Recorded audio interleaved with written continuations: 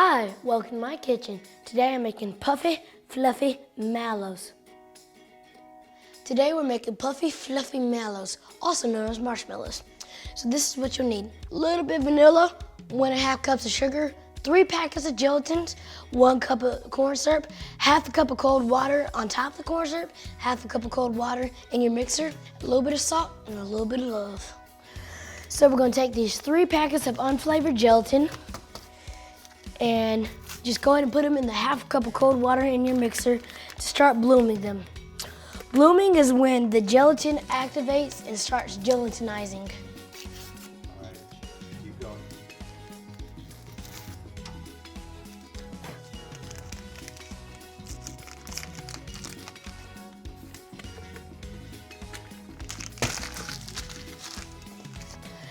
So go ahead and situate your candy thermometer just so it is in the liquid but not touching the bottom, just like that.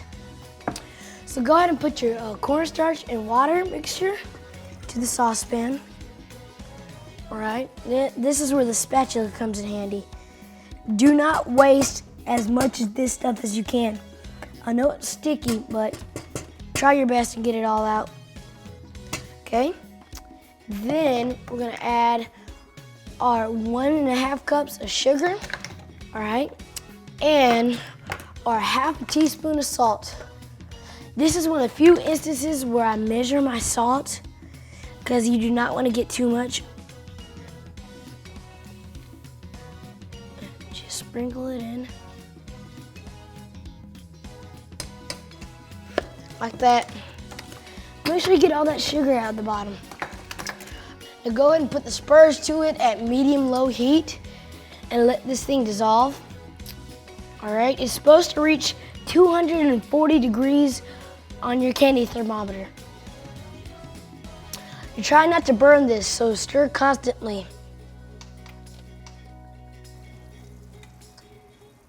You see how it's kind of turning amber? It's turning a light amber, so this is telling you that you're pretty close to having caramel.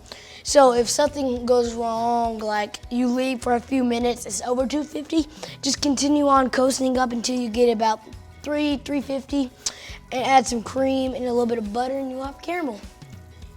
But be extremely careful. This stuff is like napalm. It will stick to you and burn off your skin. I know because I've witnessed it. It happened to me before. Make sure you're scraping the bottom so no points get burned, there's no cold spots.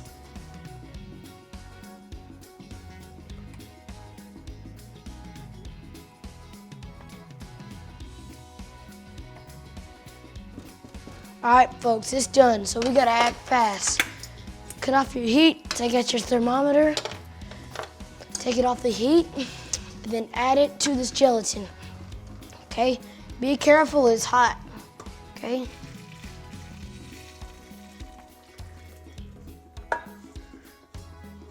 Okay? Crank it on the highest setting you have.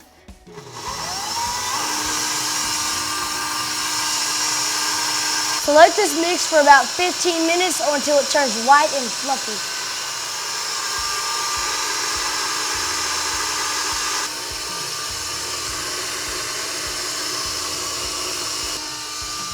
But Mom and I are both gonna look down the pan.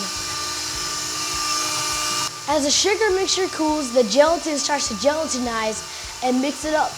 That's why you put the gel foods that you get in the little cardboard container in the refrigerator to cool. About 10 minutes is up, so you want to go ahead and add the vanilla. The reason you add the vanilla now is because earlier is about 250 degrees, give or take, and that would totally burn out the alcohol-soluble flavors vanilla has in it. It'd totally ruin it. And besides, vanilla is pretty cool to watch going to marshmallows. Just come here, look at it.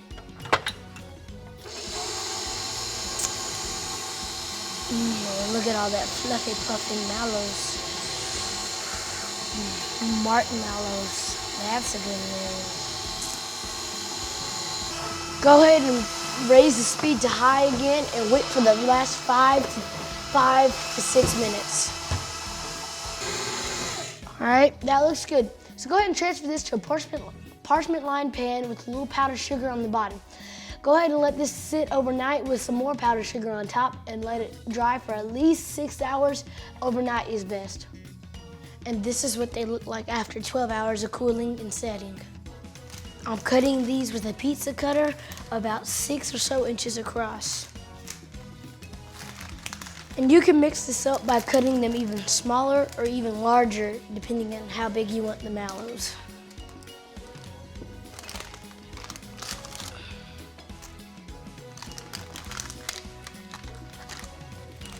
And that is how you make puffy, fluffy mallows. Don't you think it'd be great with hot chocolate? Thanks for watching.